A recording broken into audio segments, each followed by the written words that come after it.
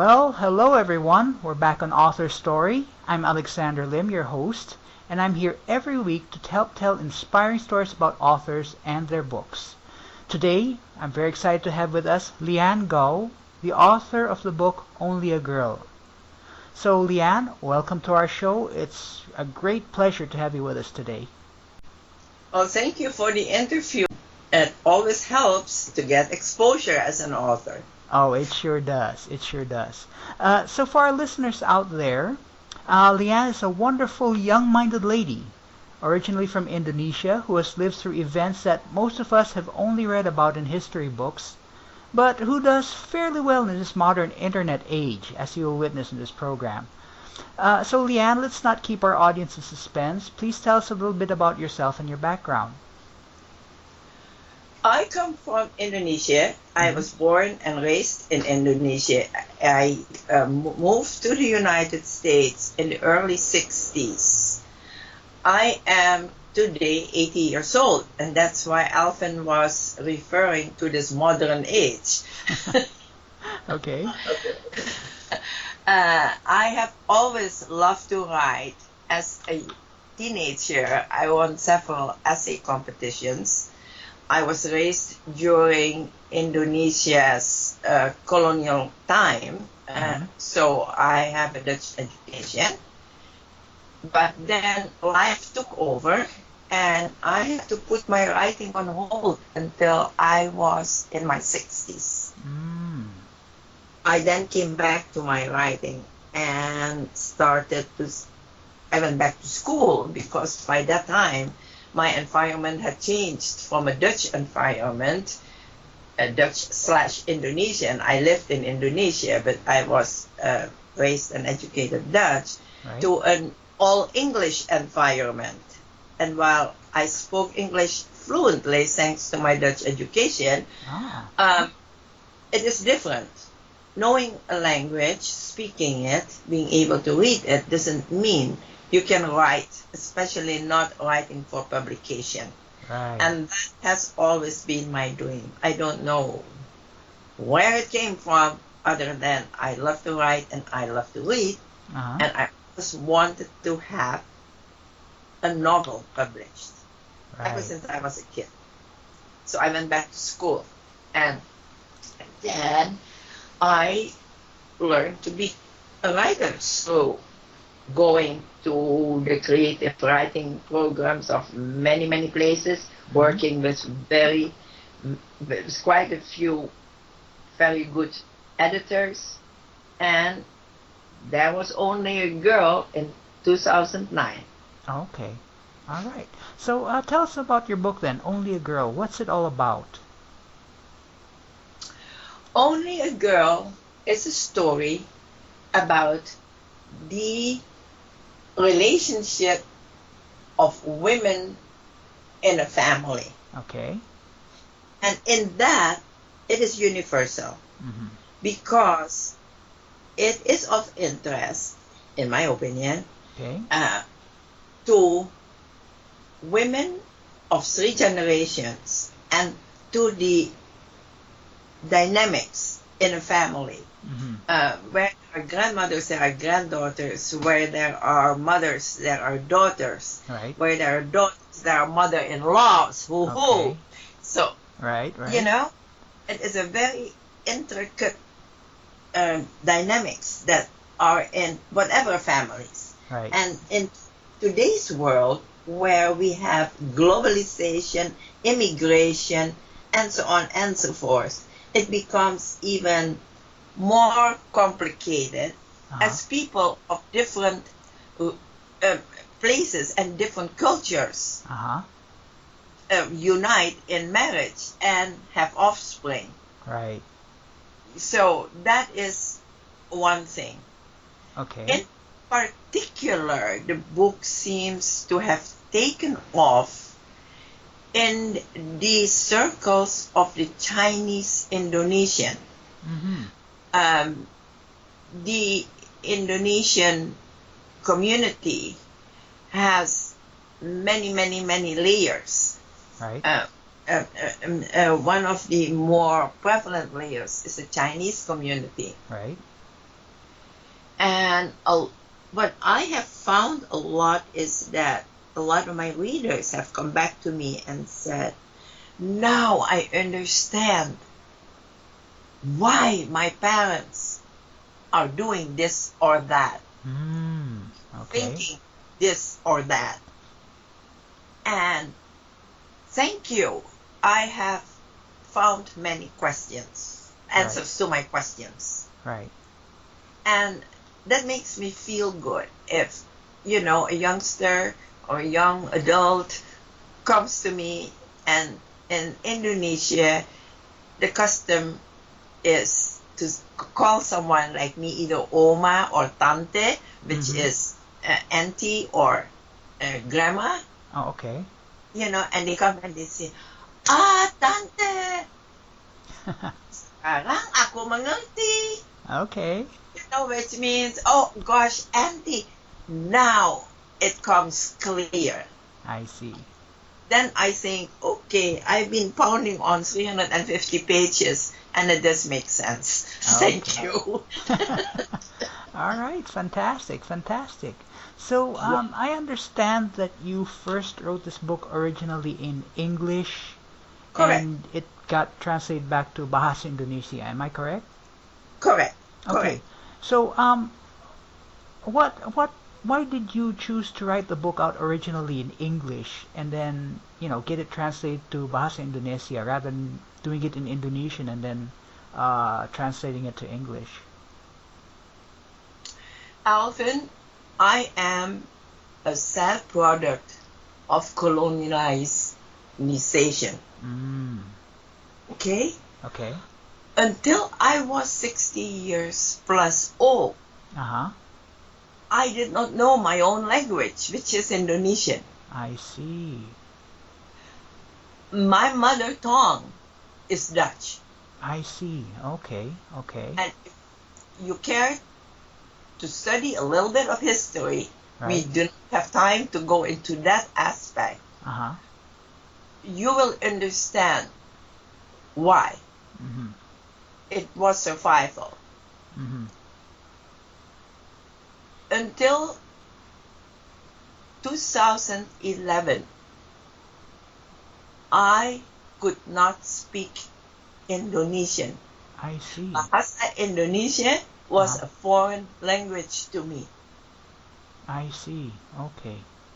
And I had to study really hard in order to familiarize myself with the language. I by no means currently master it. I see. I am proficient.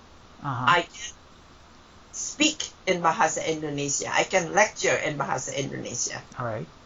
Currently. Okay. But I do not profess to master it.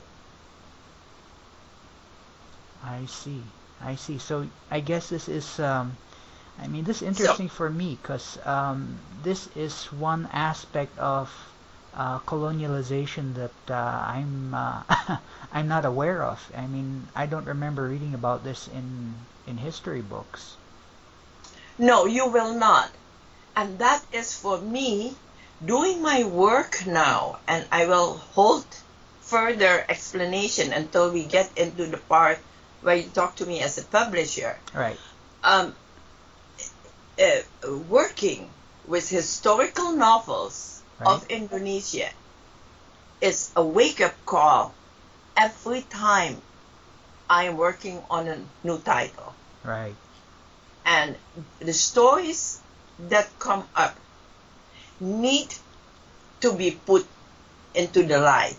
I see. They need to be known by the world. So, as far as my book is concerned, Only a Girl, yes, I did not start out, obviously, with a political agenda. When I started this book, it was simply about the dynamics, family dynamics, and pains and joys of women everywhere of different generations. That was all. Okay. However, writing, fiction writing, Right. comes from the heart. Mhm. And it comes from very deep. And strange enough, only a girl sprung from my deepest deep, and that's my roots. Mhm. And the stories came as they came. And guess what? They came from Indonesia. Mm. That was, my story is set in Indonesia. Uh-huh. And 1930 to 1952-ish. Uh-huh. Okay? Okay. It's set in Bandung, and it goes through World Depression, World War II, Yes. and the Indonesian Revolution. Yes. And I wrote what I wrote without a political agenda. Uh-huh. And then later, after I received the reviews, and my book was used as curriculum and required reading material Okay. in Okay. several universities, and people started to use it to write a dissertation. Uh-huh. Okay. I studied my own book. Then I suddenly heard, and I felt my roots stuck. And Okay. I thought, there is in fiction writing, there is what you call an emotional truth. Uh-huh. And when I was a studying author, Right. I thought that was a very fancy word of term of something. Okay. It sounded important. It sounded cool. Right. But what is it? Right. Emotional truths. Okay, so if you have a scene when somebody flares up or, falls apart by the seams, sobbing their heart out, is that emotional truth? Mhm. I found out since that is not. Mhm. Emotional truth is a truth that comes from the deepest of your heart, Mhm. and it is spontaneous. And the lines that you write down somehow are a universal truth. Mhm. And then when after that someone else tells you about it, or you yourself find out and you say, my God, yes, yes, yes, that is the way it is, Mhm. then it means a lot. All right. You know? Right. Right. Right. Right. Like, Okay. especially if you don't know. Like in my book, for instance, Mhm. one very short paragraph that to me is that kind of a moment. Mhm. And if you allow me, I would like to read 3 lines. Okay. Go ahead. The scene is at the night that Bandung burned during the revolution. Right. And the character is the servant of this family. Uh-huh. Mundi appeared out of the darkness and approached Sting. They're gone, the servant said. It looks like they're headed downtown. How many were there? Sting asked awkwardly. He was not accustomed to be reliant on a servant in this way. Mhm. It's the people, master. The voice of the people is numerous. Mhm. Muni's words had an unusual firmness, something none of the family had ever heard before.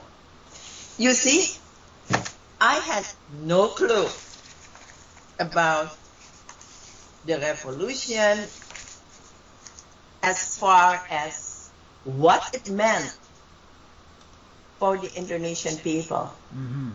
I had no clue of their emotions Right. and their urgency. Mm-hmm. That passage came up from I don't know where. Okay. That's an emotional truth.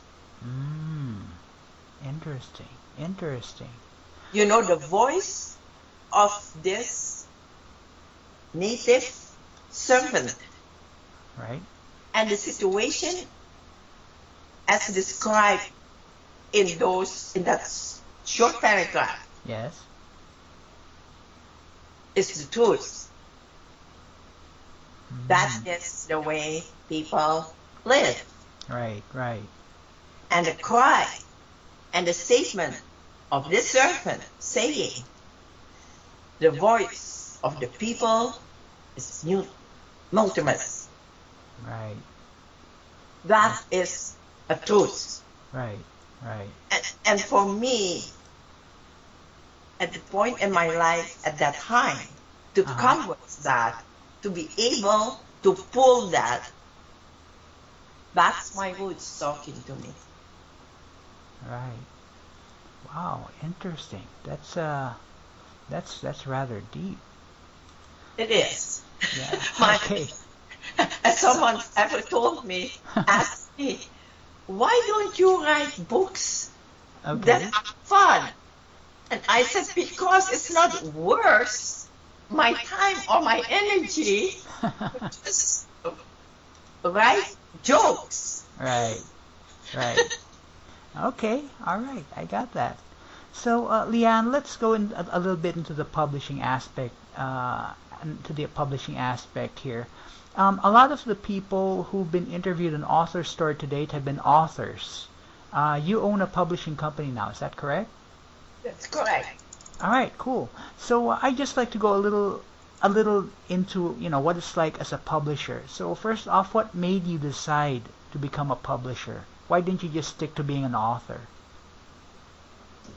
When my book, Lian Gouw, was purchased by Gramedia, which is the largest publisher in Indonesia, and I went back home for the first time after my immigration to America in 2010, I woke up and I left America. I boarded the plane to Indonesia as an American author. Okay. I came back as an Indonesian who had lost home and is trying to find it. Okay. So what happened in Indonesia that gave you that that change of mindset? It's strange because it was language that made me leave the country. Okay. When there was the end of revolution, and understandably now, not then, the government insisted on making everything Indonesian and ousting everything Dutch. Right. There went also my language. I was not able to communicate in anything else. That was my language.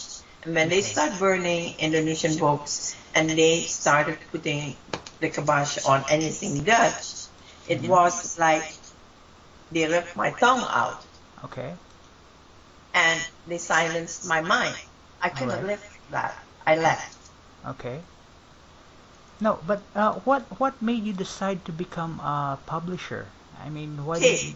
So when I came back, I noticed the big void in good books that were still available, and the problem also that then I was hungry for information, and in the Dutch and in the American libraries there are very few books in English about Indonesia. Right. Indonesian writers, we have maybe Pramudia, and in some universities you got Mangun Wijaya, and the university libraries are not just publicly accessible, you know. So in the bookstores you can't get them. Book clubs, forget it. Who's got Indonesian literature? What's that? Right. You know. And that's when I said, okay, this is how I can make a comeback also. And I started to work on translations of Indonesian historical novels or cultural novels into English. And my books are available in public libraries. Right. They are distributed by Ingram, Baker, and Taylor and Brodart. Right. And now big chain stores carry my books. But, and you know, I'm happy with that, you know, and grateful. But Right. I am really tickled pink Right. if someone like City Lights or Bell's books or Florie's books carries my books. Because in those stores, there is still one person who carefully reads and decides whether they want to give their limited shelf space to this book. And when I see a Dalang book on those shelves, Right. I feel fulfilled. All right. Nice. Now, let me just go into the business aspect of your publishing. I saw on your website that you seek manuscripts and submissions that are preferably from reputable publishers. Why would you go into such as part of your business model? I mean, what would be the pros and the cons of doing this compared to getting fresh manuscripts, you know, new, previously unpublished manuscripts? Well, guess what, Alvin? You beat me to this. Okay. All right. Well, I am a klutz, as our previous communication has indicated. I am a big klutz on the computer. Okay. And I cannot just decide something, go click here and click there, and make a change on my website. Right. Okay? I am in the throes of changing that writer's query statement. I am now open to raw manuscript. Oh, okay. The reason why I did that was because I thought that if I just focus on already published work, I would be free from the burden of editing as far as story content. I see. You know, a storyline, and I'm doing historical fiction. Right, so there's facts, yeah? That need check to check. facts and Yeah. So I thought that I could just take the word, take the word as it is because it's been published, right? Right. Somebody's taken responsibility, right? Right. Wrong. I am still having to go through those hoops. I see. Because once it is a Dalang book, guess who is responsible? You are. You're the publisher. Exactly. And I take such things very, very seriously. Because I do want my, right now, I'm small. I only have, coming the end of July, I will have 8 titles in print. And I will leave to 15 with 8 titles in print. Okay. But every title is accepted in UC Berkeley University for openers and in reputable bookstores and in a lot of public libraries. Right. So, because of the budget and all of that, and I am woman show, Okay. Okay. I am not Right. able to go very far as geographical reach out, you Yes. know. Yes. But at the end of June, we have the ALA, the American Librarian Association conference in Mm-hmm. San Francisco. Hmm. And guess who's going to be walking around there with a brochure and a stack of cards and covers? Right. I suppose that would be you. There you got it right. Okay, so Leanne, I realize that it's particularly challenging when you try to market books in markets where Indonesian culture isn't commonly known. I mean, I'm thinking like the situation there in the US, particularly since Indonesian culture and history isn't as well known around the world as Western culture. What challenges have you faced when it comes to spreading the word, so to speak? You know, amongst the Americans, I have, it's really not that challenging. Oh, okay, okay. People are very curious Mm-hmm. and they are very accepting. Mm-hmm. The challenges I am facing are more economic Okay. and they are more technical. Mm-hmm. You know, if I had a computer with that for the love of the country, the work, and me Mm-hmm. would sit here and help me, you know, with updating the website Right. when it needs to be, with twittering everywhere, Facebooking Right. everywhere, Right. and what else ever you have that you can click on. Right. I think I would get a lot further Uh-huh. if I could strap myself to all sorts of conferences. Right. I am sure I would have better sales. Mm. You know, it Alright. took me a year just to get distributed by Baker and Taylor. Okay. And it took me 2 very supportive public librarians to manage that.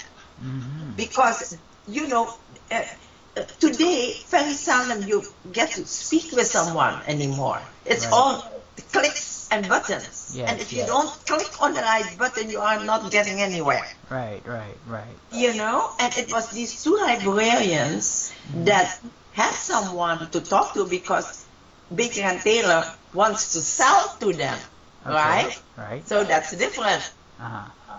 you know.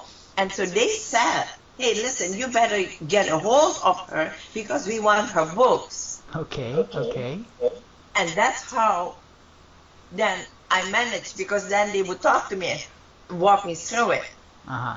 Or at least talk to somebody who they could walk through it, because to me it is still over my head. Right, right. You know? Uh-huh. Those are the things that are my challenges. And then I of see. course the budget, Yes, of you know, course. because it takes money to Yes. pay a translator, it takes money to pay an editor. True. It takes money to produce a good book, Mm-hmm. you know, with Yeah. good paper, and it takes money to get a good cover. True. And I mean, I'm not everything. independently wealthy. And Right. I'm 80 years old, so I'm living off Social Security. So you Right. you go figure that. Yeah, yeah. Good point. Good point. So, Lian, what is your ultimate goal or vision for Dalang Publishing, for your platform of, in general, making Indonesian literature known to the world? What's your ultimate goal for that? My ultimate goal for that is that I am able, that good story is able to be accessed through public libraries, through independent small stores. Right. That is readily available. Just like you go to the store and you say, do you have, can I have a copy of Toni Morrison's Beloved? Right. And they say, oh, we are out of stock, but guess what? I'll order it for you. It will be here in 3 days. Okay? Okay. And that through my books, the books that I publish, that they will be of such quality that they are chosen to be required reading or be folded into curriculum. That people who are here, second, third generations, yes, that they can get in touch with their roots. Right. Okay. That's a great goal. Getting in touch with your roots. That's really something for thought. I mean, not many people would consider that. That's a fantastic vision. Okay, so Lian, in the last few minutes of this interview, I would now like to ask you a few questions that might give, ourselves and our listeners some more insight into who you presently are as a person. This isn't related to the book, or it's more about you. Would this be okay with you if I ask you these questions? You go ahead. I always All right. have the option to say abstain, right? Sure. Cool. Fantastic. Okay, so my first question is this. Given the limitless range of human experiences, from the very worst to the very best, what experience or profession or activity which you have not yet experienced would you like to experience?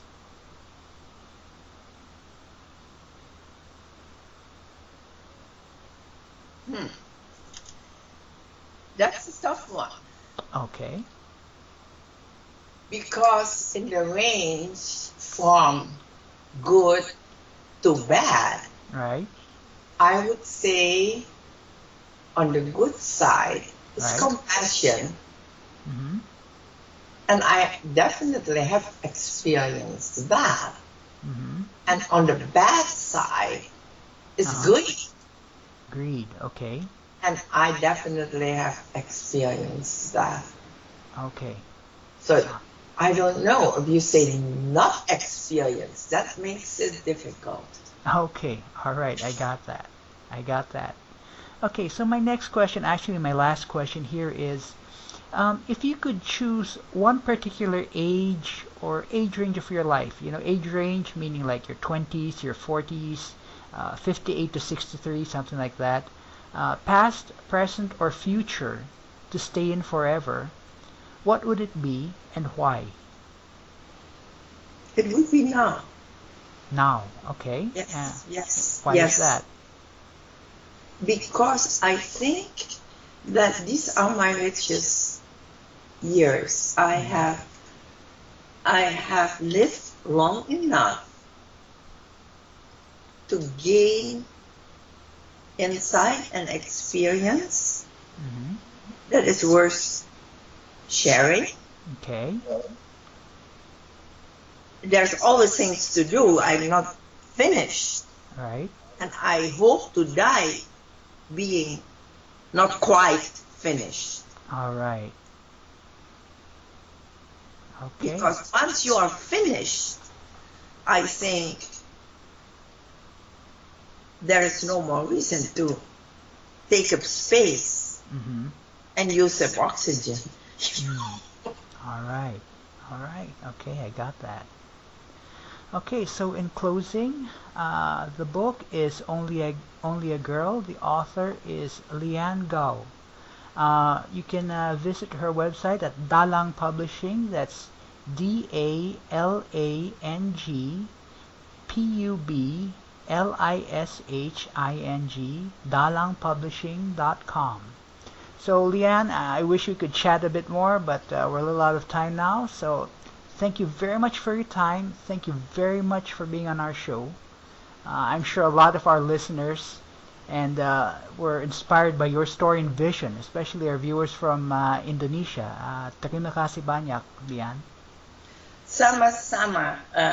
Dan terima kasih atas wawancara ini. Nah, bolehkah saya menguraikan artinya kata dalang?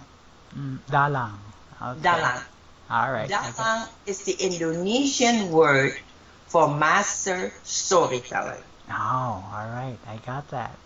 And we will be back next time on Author Story with another inspiring author.